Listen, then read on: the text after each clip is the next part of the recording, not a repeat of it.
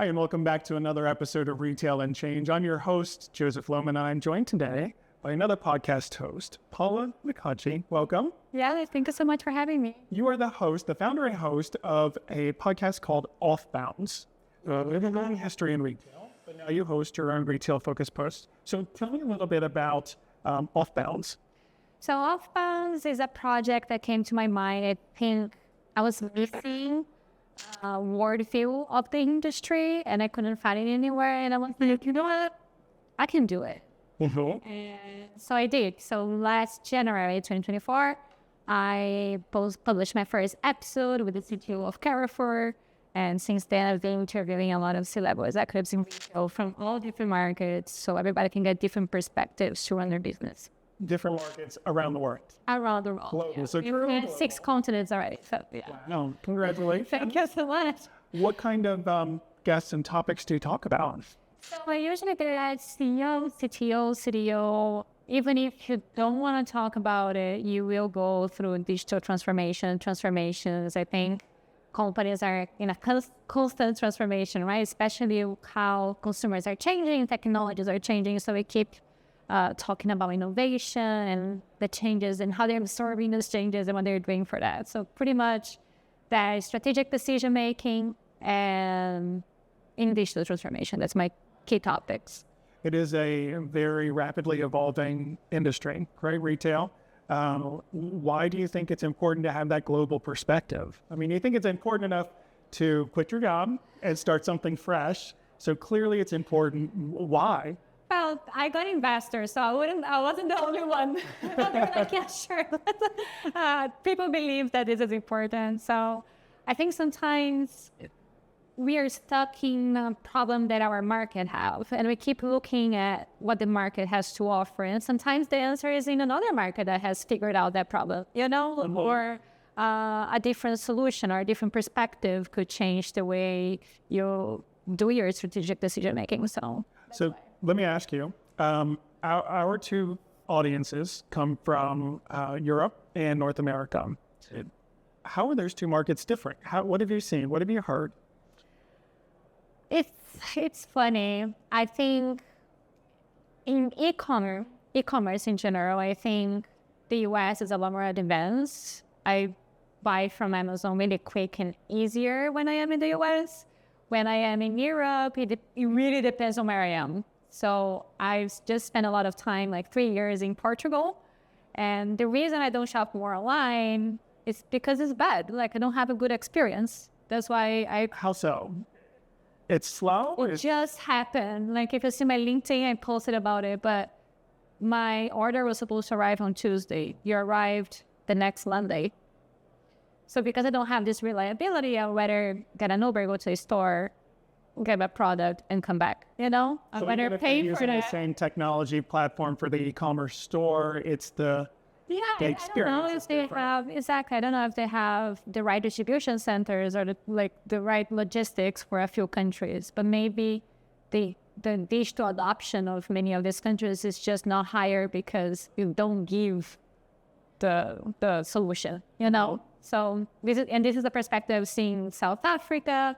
Like, why is just 5%? Because we just don't give the good customer experience to be 15 or 20%. But stores are always important, and that's where Europe, I think, has better stores. I think better experiences and better stores are in Europe. If you go to Sweden, you're going to see a lot of different good stores. If you go to Netherlands, I think there's a storytelling and heritage that Europe has that US lacks sometimes. So, okay.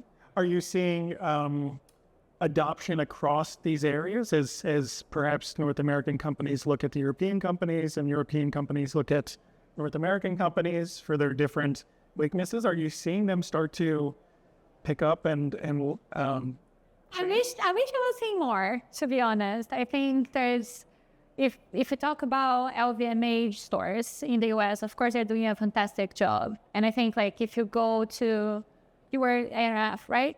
Did you go to the Louis Vuitton store, the new one temporary store? Yes, beautiful. Exactly. So I think in the US, they do a fantastic job, and it's more like come in, wow, can you experience my store? While if you go to Champs-Élysées, it's like wait 2 hours to enter my store. So, you know, like... So they're doing more of a experience. Yeah, I think the US is picking up the more welcome engage with my brand than Europe is more when it comes to luxury. Is like, yeah, I don't know if you belong here, and let's see, you know. Which goes counter to the storytelling that the European stores do better. Exactly, but like it's an European brand there, so I think they want to gain that market. That is, I don't know, like, but Yeah. in general, the other stores though, like if you go to Nike House of Innovation, which is a case study for all of us, right? Like how great this store is. I went to 3 of them. One in Paris, one in New York, one in Shanghai. New York is super boring compared to the others. So you see, like they started telling other countries, I think they invest more because they don't have higher market share. So I think that might be the case. Okay. When it comes to those different markets, those different geographies, are there commonality for challenges? Like, for example, the labor challenges that we face in the U.S., causing a lot of retailers to look at automation. Is that worldwide? Is it localized? Are there other challenges that you can say retailers around the world are faced with this? It's funny that you said that because, completely different challenges. So I talked to a retailer in Brazil, where I'm from. So I'm very acquainted with Latin American market, and there's no lack of labor. It's easier for them, it's cheaper for them to get a lot of people putting boxes one to the other side than actually getting a machine, you know, because the machine is expensive, it requires... So labor is not a problem. See, the point of automating might be a lot more expensive than actually hiring 30 people to do that job. So that would be... Has an impact on how they look at innovation. Exactly. Okay. But also like the lack of infrastructure, like sometimes how fast your internet can be or other types of infrastructure, cable, whatever, you wouldn't happen, like, I don't know, a technology wouldn't be applicable there as is applicable in Europe, you know? So sometimes you have to elaborate a process different than you would. I just spoke to a retailer from Spain. They're expanding to Mexico, and that's something that they face. Like, oh, we can't do exactly like we do. Exactly. So you have to find other ways, which is interesting. Sometimes you find other ways that are cheaper that could work in other markets too. That's why perspective is good. And I imagine that customer expectations are different across different geographies too, right? Not just the challenges the retailers face, but what the customer is expecting at the end. You mentioned, storytelling is good because it brings it's more immersive for customers. Are those are customers different? And I think I know the answer, but are customers different from different regions? Yes, they are. Okay. How? I think it depends on everything. Like if we're talking about self-checkout, maybe in New York, because you're always in a rush, you don't want to get online. Like it depends on where you are too. Like, so grocery shop, I'm describing myself. Grocery shop for me is a burden. I don't want to go. And when I go, I maybe like want to use a self-checkout super quick. And if I'm in New York, I have that available. But if I'm in Portugal, I don't have that available. So I think that, perspectives change. And from the checkout experiences, online experiences, how much want to be connected with the brand. We're just talking about data before. Mm-hmm. How much we want to share our data with the brand. That changes from regions too. I think in Europe, so that's the thing. Europe is very problematic with data sharing. Everybody's very scared about privacy. Yes, regulations dictates a lot of actions by retailers, a lot of restrictions for retailers. Exactly, which makes and consumers want personalization too. It's better for them to shop for something that they're interested, but they don't want to share the data. So I think it creates the challenge for the retailers in Europe that is different from Latin America or China or other markets. I think the US is getting into more into the privacy zone too, but I think Europe is the most concerned about it. Yeah. It is different how you interact with customers, right? Like they don't want to share the data with you. Well, I can tell you, as a marketing professional, there's a lot of difference in how we talk to the European market versus North America. And there's a lot of restrictions on what we can and cannot do. So it's difficult at times to share information based on where someone's located. Let's get back to your podcast. Sure. This is all very interesting. We could spend all day talking about the differences. We can relate with each other. Yeah, it's going to change from a podcast into a full-fledged show, a documentary. So my next question for you, you've talked to a lot of really smart people, a lot of really high-level retail professionals, executives. They're top of the field. What's the most interesting thing that you've learned? Well, maybe something that wouldn't be so interesting for many people, maybe obvious for a lot of people. But I always, by the end of the interview, I ask what they hire for, like what are the skills and characteristics they're looking for in their team, or if I'm interviewing a CTO, what is a successful CTO for you? What are if you could shop a CTO, what would be the characteristics that you would be looking for? Mm-hmm. And 95% of the time, the first answer is curiosity. Did you know that curiosity is one of the key factors for good leadership? I didn't know, but how do they? Curiosity is a little bit of a. You can't just ask the question. Are you a curious person? Everyone's going to say yes. So, have you been able to identify ways that perhaps someone who is hiring could identify that trait? Yes. I actually just saw a post on LinkedIn yesterday, screenshot and sent to everybody because it's super funny. The woman was like, oh, we were hiring for a content manager. You're a marketing professional, so you understand. We were hiring for a content manager. We got 824 applications. We hired just one person because she knew about how to use AI tools. But like what was interesting that she was saying was not that she wanted the person to use AI tools to write content, but she was curious enough to know all the tools that could facilitate her job, you know? Mm-hmm. Can I do it faster? Can I do it better? These is the characteristics that good leaders have. And I think if you don't have this eager to change, to try something new, maybe it won't be the top executives I interview. Yeah, looking for someone who's not necessarily a risk taker, but someone who's not afraid to try something different. Yeah, what if we do it this way? What if I press this button? What if we tried something new? I think that this drives for innovation, right? Like this is the innovation process thinking. Okay, so that's what these C-suite people look for when they're hiring. You've talked to a lot of these high-level professionals. In your opinion, what traits make a good leader? Because this is a very fast-changing, landscape retail. Yeah, well, first, I think is storytelling. I think you have to be a very good salesperson to both sell ideas to leadership and sell ideas to your team, because everybody needs to be bought in so you can go to one specific goal. Also prioritization, so you have one specific goal, so everybody's aligned. And so storytelling is critical to being a leader. Yeah, I would say that. Maybe because all of the people that I talk to come to podcasts, so they're more open to tell stories. They actually have this bias too. But I think like they're all great leaders because they know how to communicate their ideas. And I think that's a key challenge. And I think, so my opinion, there's a difference between communicating and storytelling. And from what you're hearing, from what you've heard, and let's be honest, these people are on your podcast, they are storytellers. That's exactly. If they're agreed to see it, they're probably storytellers. So you're saying that the great storytellers help to make great leaders. So there's other traits, requirements to be a leader, to be an executive, but that's one of the critical things that a good leader is to have. I think all of them, I'll give my opinion as how me as a professional have been led in my life. Mm-hmm.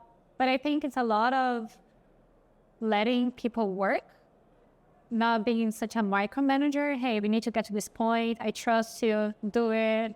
and give the support for this person is more than, let's go, let's do my way. It's like, this is the goal, this is what we're gonna get. You have all the freedom to try and do whatever you want to get to this goal, as long as you stay in budget. So I think there's autonomy. You give autonomy. Yeah, not to micromanage. Hire smart people and let them do their job. So here's an interesting question. I'd love to hear your perspective on this.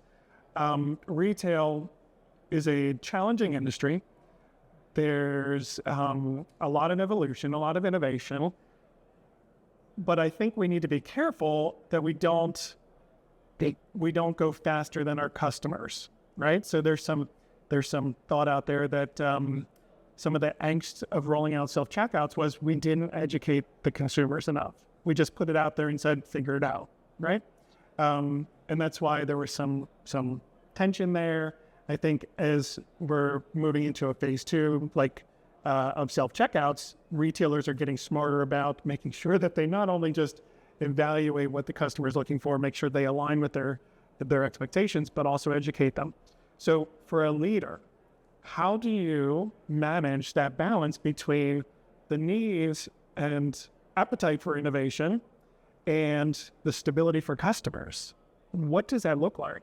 I think you have to think how things are gonna look in 10 years, right? Like everything that you're investing now should have a purpose for the long term, or if that 10 years is a long term enough. But you get it, right? Mm-hmm. And consumers will adapt. Some will not. So I will give options. Maybe the lady that is 94 that shops in the same shop as me is not interested in using self-checkouts. So sure. I think you have to go, when it comes to self-checkout, you have to go slowly, but always reminding yourself of checking for what is new, Yeah. And it's not just self-checkout. I mean, there's the introduction of e-commerce and how that plays a role in the brick and mortar experience. And yeah, it's like sometimes it's a shiny object that is shiny now. Like if you talk about omnichannel, right? Omnichannel was so specific. They have boppies. It was like a shiny thing, and now it's like the least expected from a consumer, right? That's the least that I expect. Otherwise, I'm gonna shop in another brand. Yeah, that's exactly. You either have it or you're not. Exactly. For considering. It's better to stay ahead than follow the trend. And yeah, I'll be always looking for what's new.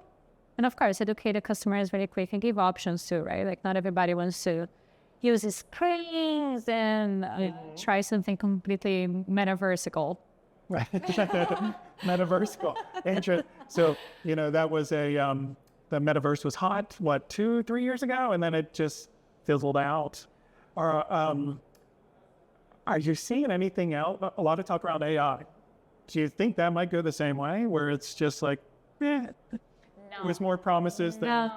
No, you think it's your... I think this year is going to end completely different from how it has begun. And I think this is all because AI is getting more powerful. And I think as OpenAI just released its operator, which means that before I could ask ChatGPT, what should I make for dinner? And now I can ask what should I make for dinner? Buy things for me. And it does. So it changes everything. What is the agent experience? How will you advertise to an agent? How well the agent will know what could be solicited, that item. So I think... And there's the data aspect too. Yeah. How your agent's going to deal with your customer's agent. These are the thoughts that we will have this year, which is completely different than it was before. And I have no idea what next year is going to bring to us. It just changes so quick. Yeah. And you think this year is going to be a momentous year for AI? I do. I think 2025. Yeah. Until I was at NRF, I think I was just skeptical. I was like, oh, sure, whatever, just ChatGPT or something, chatbot, whatever. And then I was reading and interviewing more people, and I was like, oh, that will really change everything. Yeah. So it's not a hype. It's here to stay. It's full if you're not playing with it. And yeah, it's not metaversical. Well, it'll certainly be interesting. I think there's so many data points out there. And one of the early promises of AI is to help retailers get a hold of that, interpret that data, and give them actionable things to do. And I think it was certainly the promises were a little strong in the beginning and we didn't quite meet those. But I agree with you. At NRF, I was just stunned at not just the number of booths that talk about AI, the number of people who use it in some format, but how it's turning into something that's actually useful, not just for retailers, but, you know, for customers too. For podcasters, for everybody, like, it's full of, like, you should be working with it. Yeah. I just hired 4 agents. You just hired 4 agents. So I don't know that it's going to, you know, one of the fears is it's going to take away jobs, right? I think jobs will evolve. I don't know that it's going to take away jobs, but allow people like you and me to be more efficient, proficient, you know, better at our jobs. It's kind of like I think it will take lots of jobs. But again, like, we're going to adapt, right? Like, these jobs are going to change and etc. But at first, it's going to be a big shock. Net jobs will, the people who their jobs are taken over by AI will have a different kind of thing. Yeah, but I also think, like, I think we'll be able to have $1 million companies with 3 people, you know? Agree. I think you're going to see more. This morning about that, just about that, yes, yeah. I was even thinking, like, OFFBounds can scale, and I don't have to hire 18 people like my old job, you know? Like, yeah. So what is next for OFFBounds? Let's talk about that. Well, OFFBounds has 4 series this year. We are partnering with Shop Talk, I'm sure. Love Shop Talk. Yeah. Yes. Very excited for you. Super exciting. So next week, we publish our first episode about Europe's retail evolution. So talking about markets. This year, we're going to talk about markets. Europe first, and then US, and then we have Asia, Africa, and maybe I'll do something Latam, but I don't think it's going to be this year. But yeah, we're talking about different markets, and then we have, by the end of the year, one just about luxury. Oh, nice. But yeah, it's fun one to listen to. I'm looking forward to that. Yeah. So speaking of, like, I'm going to interviewing the leaders that are driving the change. So I'm very excited. Exciting. What do you think? So let's skip ahead a year. Let's say we're going to sit down next year and do another episode. I hope so. But what do you think we'll be talking about has changed within that year? Any idea when it comes to retail? I wish I had. And, like, if 1 year ago you asked me that, I would never be talking about AI agents because that wasn't a thing, you know? Mm-hmm. But while in NRF, I heard of a few people talking about post-death commerce. I'm not sure I know what that is. So you don't need to be alive to shop anymore. So you can buy your funeral stuff after you die thanks to AI. Okay. I hope it doesn't become a thing, but that was a topic. Interesting. Right? I mean, I can see the benefit, take the burden off your family. Sure. Do you think any of so we talked about regional challenges, labor shortages, data, but do you think any of that's going to change substantially over the next year, or is it going to continue to just be a struggle sometimes for retailers? Well, when it comes to labor challenges, it all turns out, like, I don't want to get political, but you have people that want to work. That comes to that, right? Like, if we're clearly not having enough people joining the workforce as we should in the natural way. If you're against immigration, I guess that will be labor shortage. Okay. Yeah. Any final thoughts? I don't know. Keep positive. Look in the future. See what's next for the next 10 years. Prepare now. Stay ahead. Excellent. Thank you so much. If you would like to follow Paula or her podcast, we tag them both in our show notes. And we appreciate you joining us. If you love this podcast, I would love it if you would like, share, and follow us. We can be found on Spotify and Apple Podcasts.